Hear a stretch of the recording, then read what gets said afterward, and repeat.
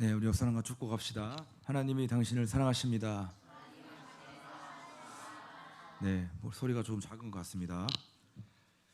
네, 대부분의 사람들은 고정관념을 가지고 있습니다. 여러분, 고정관념 들어보셨죠? 고정관념의 사전적 정의를 좀 살펴보면 사람들이 어떤 행동을 결정할 때에 잘 변하지 않는 굳은 생각, 이게 바로 고정관념의 사전적 정의입니다. 여러분, 교회를 다니는 사람들이 가지고 있는 대표적인 고정관념이 하나 있습니다. 그게 뭐냐 하면 하나님은 강한 자, 능력 있는 자를 사용하신다라고 하는 생각입니다. 그래서 우리는 늘 강한 자가 되고 싶어하고 유능한 자가 되고 싶어하고 뛰어난 자가 되고 싶어합니다. 세상에서도 그렇게 살고 교회 공동체에 와서도 자기가 강한 사람이 되고 싶어 한다는 거죠. 그러나 성경을 보면 이런 고정관념이 깨집니다. 왜냐하면 성경의 메시지는 하나님은 약한 자를 통해 일하신다고 말씀하고 있기 때문입니다. 고린도전서 1장 26절과 27절의 말씀을 우리 한번 보실까요? 네. 형제들아, 너희를 부르심을 보라. 육체를 따라 지혜로운 자가 많지 아니하며 능한 자가 많지 아니하며 문벌 좋은 자가 많지 아니하도다. 그러나 하나님께서 세상에 미련한 것들을 택하사 지혜 있는 자들을 부끄럽게 하시고 세상에 약한 것들을 택하사 강한 것들을 부끄럽게 하려 하시며. 여러분, 보니까 세상에 약한 것들을 택하사 그리고 세상에 미련한 것들을 택하사라고 했습니다. 하나님이 택하셨는데 세상에서 미련하고 약한 자를 선택했다는 거예요.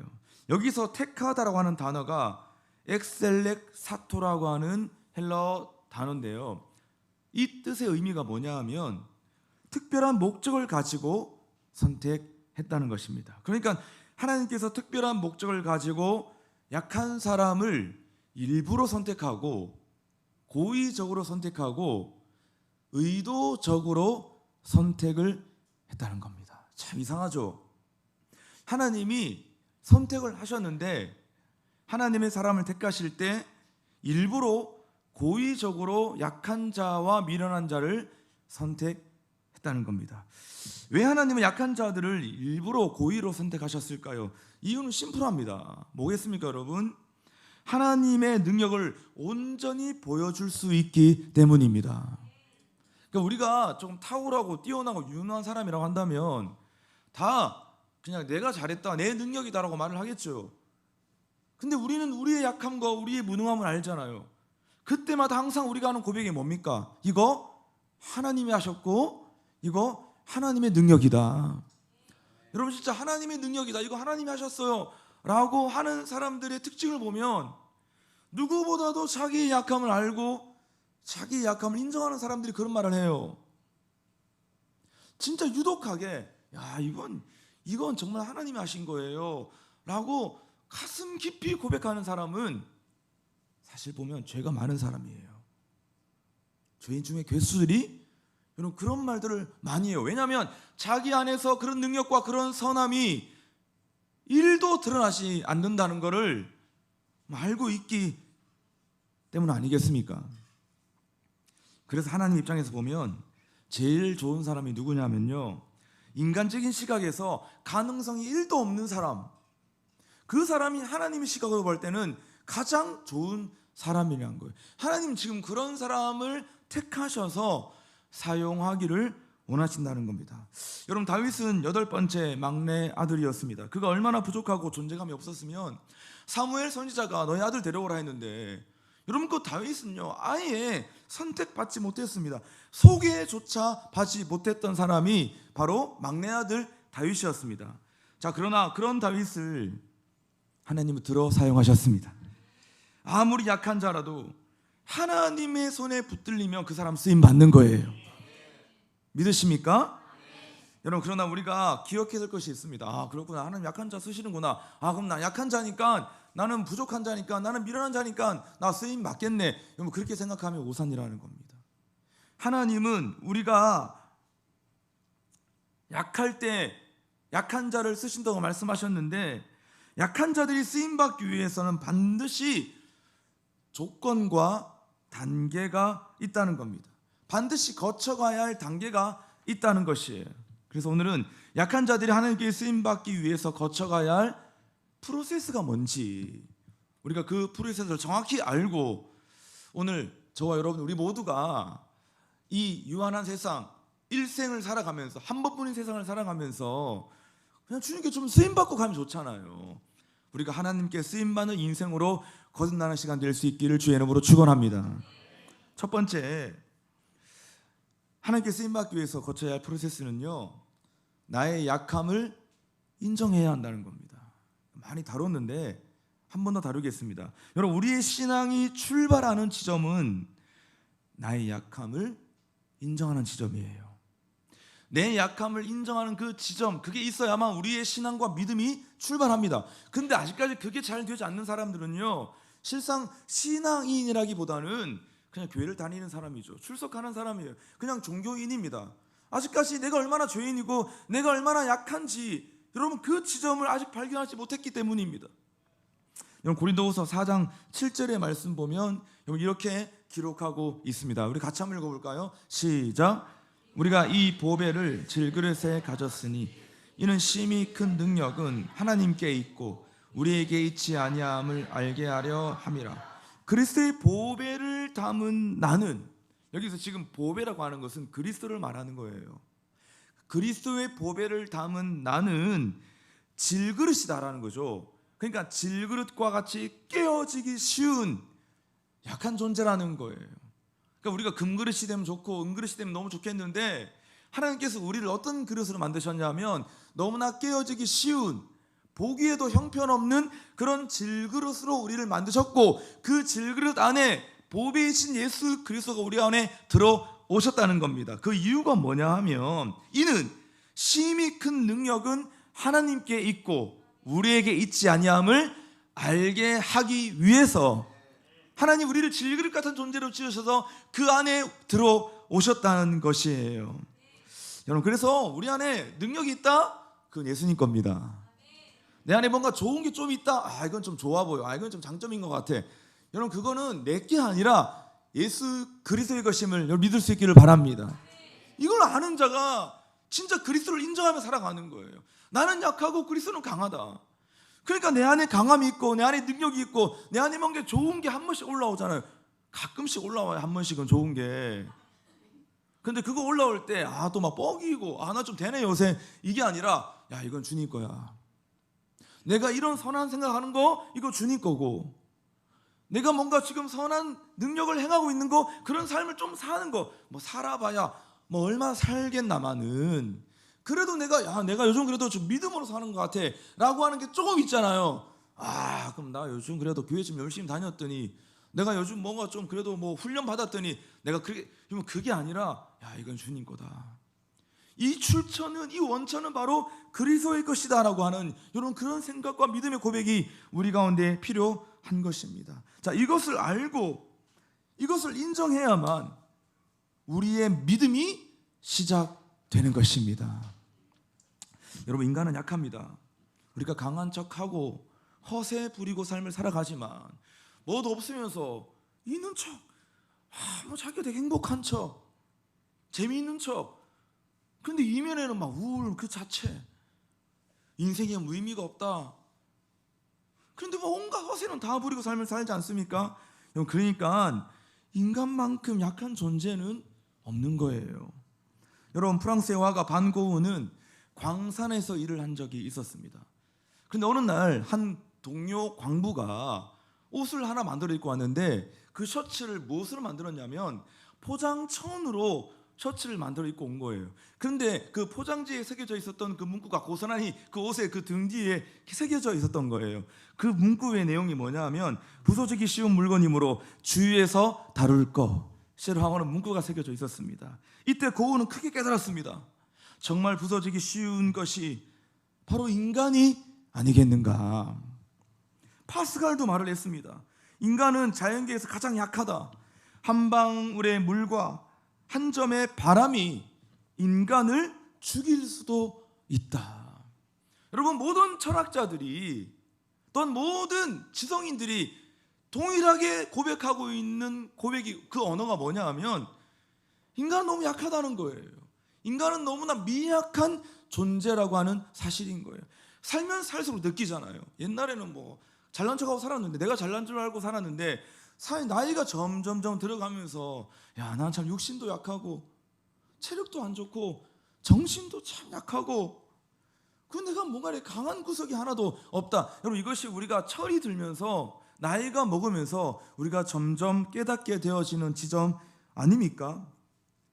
대부분의 사람들이 하나님을 언제 만나는가를 가만히 보면 막 성공하고 승승장구하고 뭐 그럴 때, 막 잘 나갈 때 하나님 만나는 게 아니라 보통 하나님을 뜨겁게 눈물로 만나는 경우가 언제냐면 실패하고 무너졌을 때 하나님 만나요. 티 하나도 안 내고 있다가 진짜 이제 빵 터지잖아요. 근데 뭐 예견했죠. 언젠간 터질 거다 이거. 근데 진짜 빵 터지면 진짜 그때 여러분 눈물로 울고불고 하면서 주님, 은혜가 필요합니다. 긍휼을 베풀어 주옵소서 이러면서 여러분 하나님께 도움을 구하고 주변의 모든 함께하는 동역자들에게 기도 부탁하고, 여러분 다 그게 언제냐면 인생에서 실패하고 무너졌을 때 여러분 그런 일들을 경험한다는 것입니다. 왜입니까? 두 가지를 깨달았기 때문입니다. 그 순간 뭘 깨달았냐면, 한 가지는 나의 약함을 철저히 깨닫고, 또 한 가지는 뭐냐면 하나님의 강함을 깨달았기 때문입니다. 그래서 그때 믿음이 자라나는 거예요. 하나님이 왜 우리에게 이런 어려움과 위기를 주실까요? 모든 각 개인의 모든 인생사마다, 또한 때로는 공동체와 교회 안에 왜 하나님은 위기를 주시고 어려움을 주실까요? 이유는 분명하잖아요. 너의 약함을 알고 까불지 말라고. 한계를 인정해야 한다는 것입니다. 너의 한계를 인정하라고 하나님 우리에게 때로는 어려움과 약함을 주시는 거예요. 때로는 우리에게 위기를 허락해 주시는 겁니다. 우리가 좀 지났지만 우리가 코로나 3년 동안 철저하게 우리가 깨달았잖아요. 야, 인간이 뭐 대단한 줄 알았는데 별거 아니구나. 이 작은 바이러스 하나도 극복하지 못해서 전 모든 세계가 팬데믹 상태 가운데 들어가서 꼼짝도 못하고 우리가 할 수 있는 것이 하나도 없구나. 하나님이 왜 그러한 시간들을 허용하시느냐. 하나님이 주셨다 이렇게 말을 하면 조금 위험할 수도 있고 이상한데, 어쨌건 모든 것이 하나님의 절대 주권 안에 있는 것이니까 하나님이 허락하시고 허용하신 거 아니겠습니까?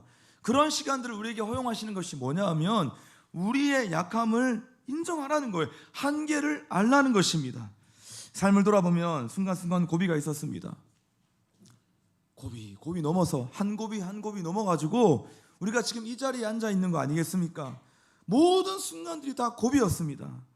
그래서 인간의 능력이라고 하는 거요, 사실 되게 무의미한 거고, 다 인간의 능력, 뭐 누구는 뛰어나 보이고 누구는 그렇지 않아 보이고, 그런데 사실 알고 보면 다 도찐 개찐이고 50보 100보입니다. 뭐 능력이 있어봐야 얼마나 있고 우리가 알아봐야 뭐 얼마나 많이 압니까? 사실상은. 사랑하는 여러분, 하나님께 쓰임받기를 원하십니까? 그렇다면 무엇보다 나의 약함을 인정할 수 있는 삶의 자리가 다시 회복될 수 있기를 주의 이름으로 축원합니다. 나의 약함을 인정해야만 우리는 하나님께 쓰임받을 수 있는 첫 단추를 우리는 끼워가는 것이에요. 자, 그렇다면 두 번째 프로세스, 우리가 주님께 쓰임받기 위한 두 번째 프로세스는 나의 약함을 인정했다면 우리는 하나님의 도우심을 구해야 한다는 겁니다. 하나님이 우리의 약함을 깨닫게 하신 이유는, 야, 나한테 와라, 나에게 도움을 구해라, 기도해라, 여러분 그런 거잖아요. 여러분, 하나님이 우리에게 진짜 원하시는 게 뭔지 아십니까? 하나님 우리에게 진짜 원하는 건요, 우리가 엎드리는 겁니다. 하나님 우리에게 진짜 원하는 거는 기도하는 거예요. 이거 너무 우리가 잘 알고 있는데 이게 진짜 제일 안 되는 거거든요. 하나님이 원하시는 거 엎드리는 거고, 우리가 엎드리기만 하면 하나님의 힘과 능력과 하나님 일하심을 경험하는데, 실상 이 단순한 삶의 구조가 잘 만들어지지 않아서 사실 우리는 너무 힘들어하는 순간들이 있지 않습니까? 고린도후서 1장 8절과 9절의 말씀 보시겠습니까? 같이 해봅시다. 시작. 형제들아, 우리가 아시아에서 당한 환난을 너희가 모르기를 원하지 아니하노니 힘에 겹도록 심한 고난을 당하여 살 소망까지 끊어지고 우리는 우리 자신이 사형 선고를 받은 줄 알았으니 이는 우리를 자기를 의지하지 말고 오직 죽은 자를 다시 살리시는 하나님만 의지하게 하려 하심이라. 아멘. 지금 하나님이 바울 자신에게 고난을 허용하신 것은 하나님만 의지하게 하려고 자기에게 고난을 주셨다. 기도하게 하려고, 기도시키려고 하나님이 사도 바울에게 고난을 주셨다라고 말씀하고 있는 장면입니다. 여러분, 사람이 왜 기도를 하지 않을까요? 그렇게 기도하라고 막 어릴 때부터 수십 년 동안 듣고 자랐는데, 설교 듣고 자랐는데 왜 많은 사람들이 기도하는 게 왜 이렇게 힘들고 왜 기도를 안 할까요? 사람이 게을러서 기도를 안 하는 게 아니라, 기도를 안 하는 이유는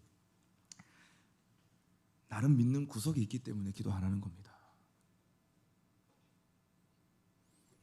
진짜 우리가 믿는 나의 모든 끈이 다 떨어지고 내가 믿는 구석이 다 사라지잖아요.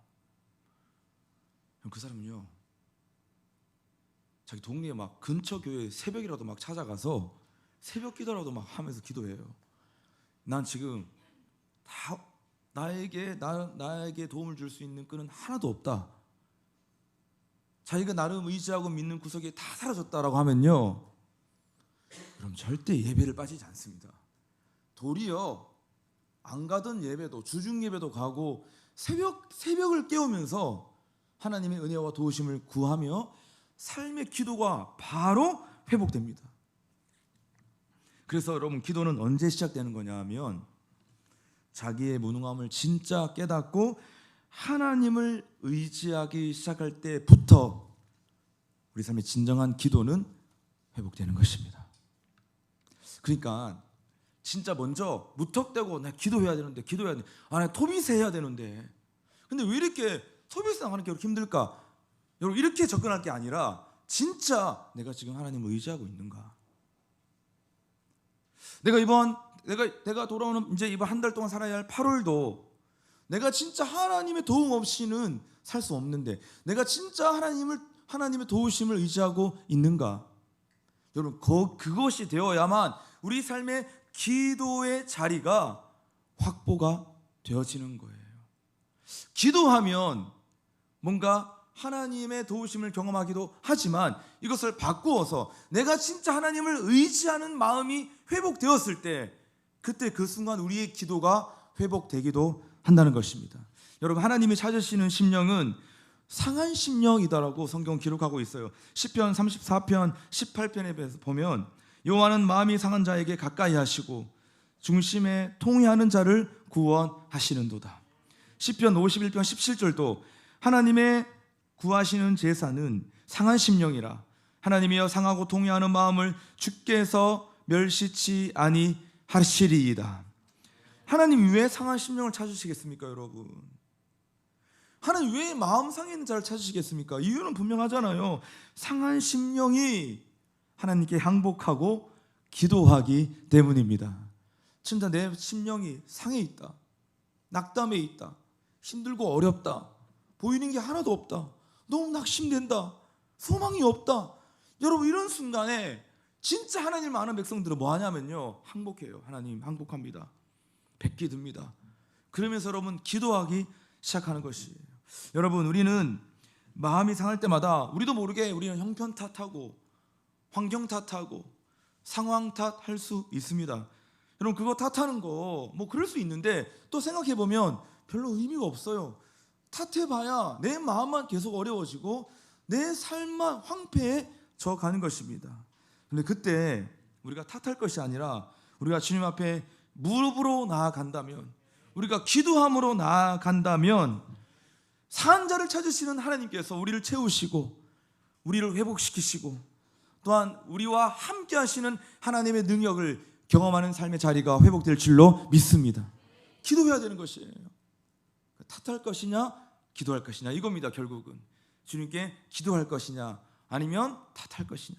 뭐야 되는 게 없네 이러면서 상황 탓하고 환경 탓하고, 우리는 충분히 그런 리스크가 있지만 그럼에도 불구하고 우리는 훈련받고 말씀을 아니까 잠깐 탓하다가 즉시 기도하는 자리로, 삶의 자리를 돌아서야 하는 것이죠. 그래서 하나님 나의 약함을 인정함으로 때를 따라 돕는 하나님의 보좌 앞으로, 은혜의 보좌 앞으로 나아갑니다. 하나님 은혜를 더하여 주옵시고 주님 긍휼을 베풀어 주옵소서. 주여 도와 주옵소서. 이것이 인생의 정답이라는 거죠. 은혜의 보좌 앞으로 나아가오니 주님 은혜를 부어 주옵소서. 항상 우리 안에 있어야 될 기도의 내용이 바로 이 기도의 내용이 되어야 하는 것입니다. 나는 오늘 여러분들이 하나님의 도움을 구하는 기도가 다시 불붙기를 주의 이름으로 축원합니다. 하나님의 도우심을 구하는 기도가 다시 불붙어야만 우리는 하나님의 일하심과 새 일을 경험할 수 있게 된 줄로 믿습니다. 세 번째, 마지막으로 우리가 쓰임받는 삶을 살기 위해서는 세 번째 프로세스, 형제와 자매를 인정하고 사랑해야 한다는 것입니다. 자신의 약함을 알고 하나님의 도우심을 구하며 기도하는 사람은 결코 타인을 얕보지 않습니다. 진짜 하나님을 의지하고 주의 도우심을 구하며 살아가는 사람, 진짜 자기의 약함을 아는 사람은요, 함께하는 사람 절대 얕보거나 무시하지 않습니다. 무례히 행하지 않는다는 것이에요. 그래서 진정한 신앙인은요, 누구도 소홀히 되지 않고, 우리가 지난주 훈련 받았던 것처럼 항상 우리는 사랑의 언어를 구사할 줄 아는 사람입니다. 그 사람이 참 신앙인이고 하나님 그런 사람 쓰신다고 말하는 것이에요. 여러분, 사랑의 언어가 뭡니까? 쉽게 말하면 사랑의 언어라고 하는 책을 한 문장으로 쫙 압축하면 이거예요. 타인 중심의 사랑을 추구하는 거예요. 자기가 하고 싶은 사랑, 자기 중심의 사랑이 아니라 타인 중심의 사랑을 추구하는 것입니다. 그래서 타인이 느끼는 사랑의 방식을 선택하는 거예요. 긍정적인 말로 상대를 세워주고, 기꺼이 함께하는 시간을 통해서 그 상대에게 집중해주고, 때로는 선물도 해주고, 때로는 그가 원하고 그가 필요로 하는 것들에 대해서 봉사도 해주고 도와주기도 하고, 때로는 손을 잡아주고 등을 두들겨 주면서, 여러분 때로는 스킨십도 해주면서 사랑을 느끼게 해주는 거라는 겁니다. 저는 이것이 저에게도, 제가 이렇게 지금 준비해서 여러분과 함께 나눴지만 저한테 참 큰 인사이트가 있었고, 제가 다시 한번 좀 돌아보는, 사랑에 대해서 묵상해 보는 여러분 중요한 시간이 되었던 것 같습니다. 그래서 이 책의 저자 이 박사님은요, 분명히 말하는 것은 인간의 모든 사람들이 할 수 있는 사랑의 언어는 이 5가지 안에 다 축약되어 있다. 뭐 사랑할 수 있는 방법 100가지, 120가지, 그거 다 의미가 없다는 거예요. 다 이 5가지 안에 사랑의 언어가 다 표현되어져 있다는 것입니다. 그럼 다시 말해서 미성숙한 사랑에서 탈피하여 훈련된 사랑을 하는 것입니다. 성숙한 사랑을 하는 거죠. 그래야만 어떻게 된다고요? 하나님께 쓰임받을 수 있는 사람이 되어질 수 있다는 겁니다. 아프리카 속담에 이런 속담이 있습니다. 빨리 가려고 하면 혼자 가고, 멀리 가려고 하면 함께 가라고 하는 말이 있습니다. 세상에서 가장 아름다운 단어는 함께라고 하는 단어 아니겠습니까, 여러분? 이 함께라고 하는 가치보다 우리에게 더 큰 가치가 있을까라고 생각해 봅니다. 교회 공동체가 함께하는 것보다 정말 더 소중하고 더 큰 중요한 가치가 있을까? 함께 예배하고, 함께 기도하고, 함께 사랑하고, 함께 나누고, 함께 살아가고, 함께 격려하고, 함께 위로해주고, 함께 힘을 더해주고. 주님의 교회 공동체는 항상 함께라고 하는 이 중요한 가치가 우리 교회 공동체 안에 내재되어 있다는 것을 우리는 알아야 하는 거죠. 그래서 우리가 열심히 사역했는데 관계 깨졌다, 사역 안 해야 돼요. 막 관계가 어려워지고 깨지고 탈락자가 생기는데 어떤 목표를 향해서 우리는 무조건 가야 된다, 저는 아니라고 봅니다. 예전에는 좀 그렇게 했던 것 같은데, 뭐 어쩔 수 없다, 한두 명의 대가 지불은 감당해야 된다. 사실 제가 예전에 젊을 때는 그런 생각이 있었거든요. 못 따라오는 사람 어쩔 수 없지, 정말 이 일을 위해서, 중요한 일을 위해, 대의를 위해서 함께 갈 수 있는 사람만 붙어야 된다, 그런 사람들이 섬겨야 되고 리더십 해야 된다라는 생각이 좀 있었는데, 여러분 제가 점점 곰곰이 생각해보니까 생각이 바뀌는 거예요. 사역 열심히 했는데 만약 관계가 어려워졌어요. 여러분 그러면 그 사역 할 필요가 없습니다. 수련회 갔다 왔는데 한두 명의 어려운 사람이 생기고 탈진한 사람이 생겼어요. 여러분 그러면 그 수련회 갈 필요가 없는 거예요. 단기 선교 열심히 다녀왔는데 상처받은 한 10명이 있다. 여러분 그러면요 선교할 필요가 없다고 생각합니다. 글쎄요 잘 모르겠어요. 근데 아무리 곰곰이 생각해봐도 여러분 그것이 중요한 것이 아니다라는 거죠. 교회가 한 몸을 이루는 것보다 더 중요한 일은 없습니다. 교회가 사랑하는 것보다 더 중요한 일은 없습니다. 여러분 그래서 미국의 소설가 마크 트웨인은 여러분 이런 말을 했습니다. 시간이 없다. 인생은 짧기에 다투고 사과하고 가슴앓이하고 해명을 요구할 시간이 없다. 오직 사랑할 시간만 있을 뿐이며 그 시간은 한 순간이다. 금방 여러분 지나가 버린다는 것입니다. 사랑 여러분, 형제와 자매를 사랑함으로 사랑의 지경을 넓혀갈 수 있는 저와 여러분 우리 공동체가 될 수 있기를 주의 이름으로 축원합니다. 우리 사랑의 지경이 점점 넓어지면 좋겠습니다. 말씀의 결론을 맺겠습니다. 여러분 사실 약해서 쓰임받지 못하는 사람은 없습니다. 도리어 강하고 교만해서 쓰임받지 못하는 거예요. 진짜 하나님으로부터 쓰임받는 것에 대해 탈락을 당하는 사람들은 자기 좀 한다고, 제가 좀 뭐 안다고, 교회 좀 다녔다고 센 척하고 강한 척하고 아는 척하는 거예요. 여러분 그런 교만한 사람이 결국은 탈락합니다. 아무리 쓰임받다가도 어느 순간 딱 돌아보면 그 사람 없어요. 그 사람이 지금 쓰임받는 삶의 자리 그 사람 없어요. 제가 여러분 사역 그래도 좀 했잖아요. 제가 24살부터 제가 지금까지 사역 공동체 안에 있었으니까. 근데 내가 느끼는 게 있어요. 반짝하는 거 그거 별로 의미 없다. 막 상승기로 타면서 막 올라와가지고 다 막 휘젓고 다니고 막 모든 사역 자기가 다 하는 것처럼 막 그렇게 해서 막 타인의 추정을 불허할 정도로 막 그렇게 하다가 여러분 어느 순간 보면 그 자리에 그 사람 없어요. 제가 그 사람 얼마나 많이 봤겠으면 그런 사람들. 뭘 말하는 거냐면 약해서 쓰임 받지 못하는 사람은 없는데 결국은 교만하면 센 척하고 강한 척하면 쓰임 받는 자리에서 탈락한다 라는 것을 우리 모두가 보게 된다는 것입니다. 그러니까 내가 막 옛날에 막 내 왕년에 막 날렸는데 나 옛날에 막 리더도 했는데 그게 무슨 의미가 있습니까? 지금 주님이 없는데 내가 20대 때 막 내 학교 다닐 때 야 나도 청년부 할 때 날렸다 막 나도 리더였어 왜 이래 막 여러분 그거 아무 의미가 없는 것을 우리 모두가 깨닫게 되어집니다. 나이가 들어가면서 처음보다는 마무리가 중요하고 끝이 중요하다. 저도 많은 사역자들과 선교사님과 함께 얘기하면서 이런 말들 많이 해요. 다 막 쓰러지는 사역자들 보면서 야, 우리도 조심해야 된다. 우리 마무리가 좋아야 된다. 자꾸 마무리가 좋아야 된다. 잘 마무리해야 된다. 이런 생각 계속 하다 보니까 빨리 마무리해야 되겠네. 막 이런 생각이 한 번씩 올라오긴 하는데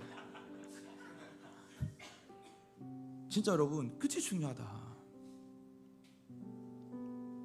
누가 쓰임 받습니까? 나의 약함을 인정하는 사람입니다. 약함을 인정하는 사람을 하나님이 세워주세요. 근데 하나님 누구를 낮추시냐?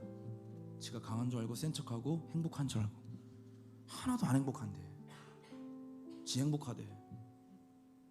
완전 약해 빠졌는데 자기 강하대. 그러면서 존심 막 하나님 그 사람 낮추세요. 보세요 어떻게 낮추시는지. 사도 바울은 내가 약할 때 오히려 강했다라고 자랑합니다. 10절 오늘 마지막 10절 보니까 그러므로 내가 그리스도를 위하여 약한 것들과 능욕과 궁핍과 박해와 공고를 기뻐하노니 이는 내가 약한 그때의 강함이라. 약함을 인정하고 자랑했어요. 기뻐했어요. 왜? 바울이 왜 그 약함을 그건 자랑할 게 아닌데 근데 약함을 막 자랑했습니다. 왜? 자기가 약할 때 하나님의 강함이 드러나는 일체의 비결을 깨달았기 때문입니다. 여러분 또한 약함을 알았다면 기도해야 한다라고 얘기했습니다. 기도는 인간의 항복 선언이고 기도는 인간의 무능과 하나님의 전능을 이어주는 케이블입니다. 나는 무능하지만 하나님의 전능한 하나님의 능력을 이어줄 수 있는 유일한 통로와 끈은 바로 기도라고 하는 사실인 것이에요. 아무리 좋은 거라도, 아무리 좋은 앰프라도 전원 코드가 케이블이 연결되어 있지 않으면 여러분 오늘 이 소리 안 납니다. 아무리 좋은 마이크 쓰고 아무리 좋은 스피커 갖다 놔도 오늘 여러분 정전되면, 전기 안 들어오면 끝이에요. 오늘 그냥 육성으로 설교해야 되는 것이에요. 우리가 아무리 뭔가 좋은 게 많아도 기도를 통해서 하나님의 능력과 연결되지 않는다고 한다면 우리 삶에는 여러분 무능 그 자체, 연약함 그 자체라는 사실을 우리는 깨달아야 될 줄로 믿습니다. 각 개인적으로나 교회 공동체로나 우리가 사회생활하는 모든 영역 안에서 우리는 오늘 또 약하지만 또한 능력이 필요합니다. 그 능력을 경험하고 하나님의 능력이 연결되기 위해서는 약함을 인정하고 주 앞에 나아가 도우심을 구하며 기도하는 삶의 자리가 확보되고 회복될 수 있기를, 그래서 쓰임받는 모든 성도들이 될 수 있기를 주의 이름으로 축원합니다.